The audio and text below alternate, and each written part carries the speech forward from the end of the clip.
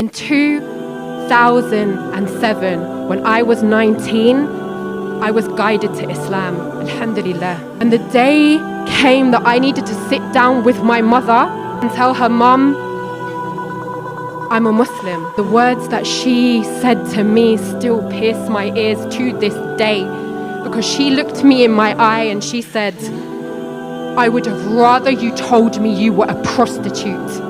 My mother would rather see her 19-year-old daughter on the streets in danger than be a Muslim.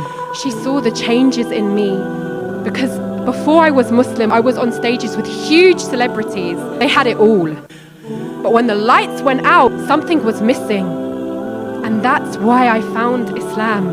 So 17 years later, when I did get my job back in media on Islam Channel, my mother